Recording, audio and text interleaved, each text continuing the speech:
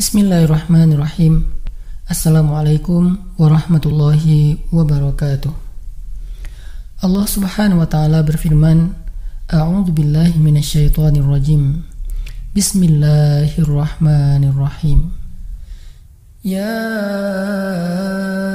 ayyuhalladzina amanu ista'inu bis-sabri was-salah. Innallaha ma'as-sabirin. Innallaha ma'as-sabirin. Wahai orang-orang yang beriman, mintalah pertolongan dengan sabar dan sholat. Sesungguhnya Allah bersama dengan orang-orang yang sabar.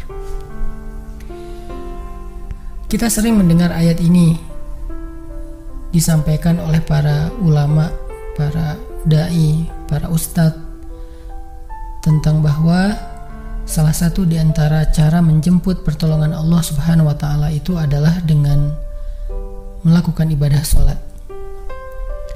Pertanyaannya adalah, sholat yang seperti apakah yang bisa menjemput pertolongan Allah dalam kehidupan kita pada saat kita sedang mengalami ujian yang berat? Banyak orang yang bilang, saya sholat tapi kok hidup saya gini-gini aja. Banyak orang yang bilang, saya udah sholat tetapi kok doa saya belum diijabah. Saya udah sholat tapi kok masalah saya masih belum selesai. Saya udah sholat tetapi kok musibah saya terus beruntun, tidak pernah berhenti. Saya udah sholat tapi kok musibah terus terjadi dalam hidup saya.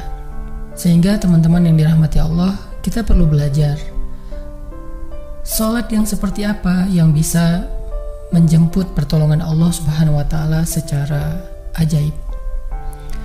Mari kita renungkan sebuah kisah yang pernah disampaikan oleh sahabat Anas bin Malik radhiyallahu an, bahwa dahulu di masa Nabi ada seorang laki-laki di kota Madinah yang melakukan perjalanan antara Syam ke Madinah untuk berdagang.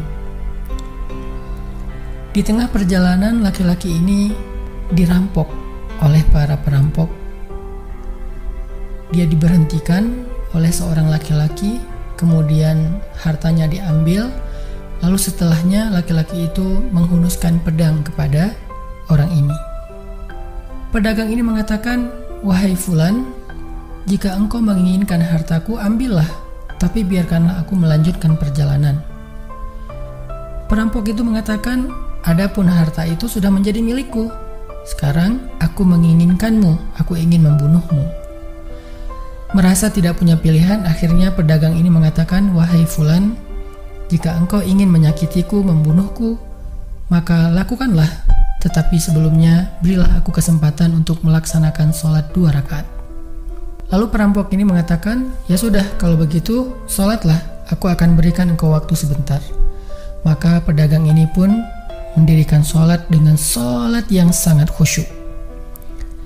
Di dalam sholat, laki-laki ini setelah membaca Al-Fatihah, dia membaca sebuah ayat di dalam surat An-Naml ayat 62. Apa ayatnya? Dia membaca kalimat, Amman yujibul muttarra idza da'ah. Amman yujibul muttarra idza da'ahu wa yakshifus su'a wa yaj'alukum khulafa'al ard. A ilahum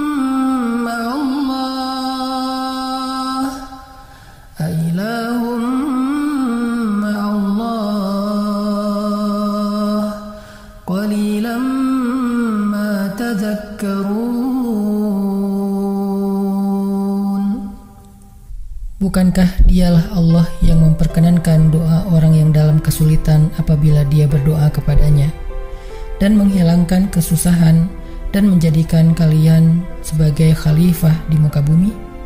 Apakah di samping Allah ada Tuhan lain yang patut disembah atau dimintai pertolongan? Sedikit sekali dari nikmat Allah yang kalian ingat. Shadaqallahul azim.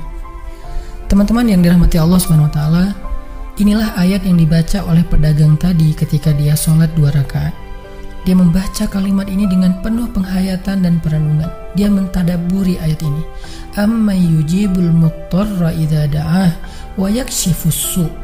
Bukankah dialah Allah yang memperkenankan doa orang-orang yang dalam kesulitan dan menghilangkan kesusahan? Dia menghayati ayat ini.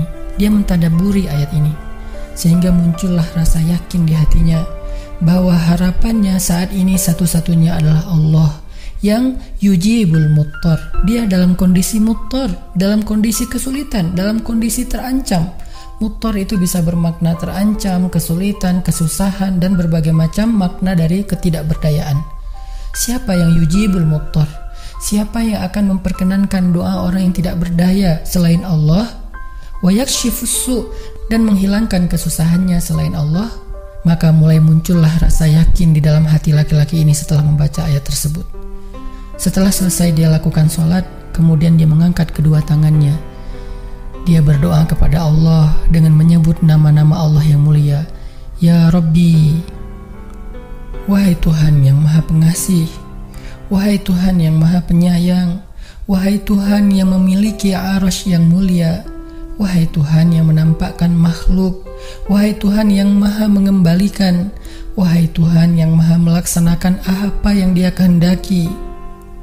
Aku mohon dengan cahayamu yang memenuhi sudut-sudut arasy-Mu. Hamba mohon kepadamu dengan kekuasaanmu yang menguasai makhluk-Mu, dan dengan rahmat-Mu yang meliputi segala sesuatu. Tidak ada Tuhan yang berhak disembah selain Engkau, ya Allah. Wahai Tuhan yang maha penolong, tolonglah aku. Laki-laki ini berdoa meminta kepada Allah dengan menyebut kebesaran Allah di arasy, menyebut cahaya-cahaya yang dimiliki oleh Allah yang meliputi arasy-Nya yang mulia. Tiba-tiba setelah selesai berdoa, muncullah seorang laki-laki dengan pakaian hijau bercahaya.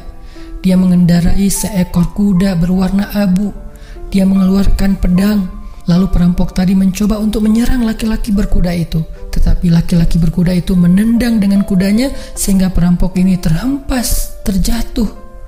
Kemudian laki-laki tersebut membunuh perampok itu seketika. Kemudian pedagang itu bertanya, "Siapakah Tuan?" Lalu penunggang kuda itu menjawab, "Ketahuilah, saya adalah malaikat yang turun dari langit ketiga. Ketika kamu berdoa kepada Allah kali yang pertama, kami para malaikat mendengar suara gemerincing dari pintu-pintu langit. Sehingga para malaikat bertanya-tanya, apa yang sedang terjadi? Tiba-tiba muncullah doamu yang kedua, hingga pintu-pintu langit terbuka dan nampaklah cahaya yang sangat benderang. Dan di doamu yang ketiga, datanglah malaikat Jibril kepada kami seraya berseru, siapakah di antara kalian wahai para malaikat yang mau menolong hamba Allah itu? Lalu aku memohon kepada Allah agar Ia mengizinkanku melaksanakan tugas ini. Wahai hamba Allah, ketahuilah, barang siapa yang berdoa dengan doa yang engkau baca tadi ketika dalam kesedihan, penderitaan, dan dalam keadaan sedang susah, maka Allah akan melepaskannya dari kesedihan dan akan menolongnya." Teman-teman yang dirahmati Allah Subhanahu wa taala, itulah salah satu kisah tentang keajaiban sholat seorang pedagang yang dengan sholat itu Allah Subhanahu wa taala mendatangkan pertolongan yang luar biasa dalam masalahnya. Pertanyaannya adalah, apa rahasia sholat pedagang itu sehingga Allah mendatangkan malaikat khusus yang menunggang kuda berwarna abu, lalu malaikat ini membunuh perampok yang ingin mencelakai pedagang itu? Salah satu rahasia dari sholat pedagang itu, kata para ulama, adalah dia melakukan ibadah sholat dengan ihsan. Seperti yang dikatakan Nabi tentang bab ihsan, an ta'budallah ka'annaka tarah fa illam takun tarah fa innahu yarak. Ketika engkau beribadah kepada Allah, seolah-olah engkau melihat Allah. Jika engkau tidak bisa melihat Allah, maka yakinlah Allah melihatmu. Di sini Nabi mengajarkan kepada kita tentang sholat yang terkoneksi langsung dengan Allah Subhanahu wa taala. terkoneksi dalam yakin dan iman sampai seolah-olah kita melihat Allah. Artinya ketika kita bisa sholat seolah-olah kita melihat Allah, lalu dengan kondisi seperti itu kita meminta pertolongan Allah dengan penuh keyakinan, itulah sholat yang mendatangkan pertolongan Allah. Atau kalau kita nggak bisa membayangkan bahwa kita melihat Allah karena itu memang sulit, maka yakinlah Allah melihat kita dan itu pasti. Artinya bahwa Allah itu pasti mendengar kita, melihat kita, dan sedang menunggu apa yang kita butuhkan. Maka orang yang bisa melakukan sholat dalam keadaan benar-benar seperti sedang bertemu dengan Allah, lalu dia meminta pertolongan Allah Subhanahu wa Ta'ala seperti pedagang tadi, maka sholatnya itulah yang disebut di dalam Al-Quran wasta'inu bis sabri was sholah, sholat yang bisa mendatangkan pertolongan Allah Subhanahu wa Ta'ala. Semakin sering kita melakukan sholat dengan ihsan, benar-benar seperti bertemu dengan Allah Subhanahu wa Ta'ala. Kalau kita nggak bisa ngerasain bagaimana cara menghayati kita melihat Allah, yakinlah Allah melihat kita. Dan kalau kita bisa mendawamkan ini dalam sholat 5 waktu dan dalam sholat-sholat sunnah kita yang lain, terutama sholat tahajud, maka insya Allah sholat kita sudah menjadi jalan keajaiban dalam kehidupan kita. Barakallahu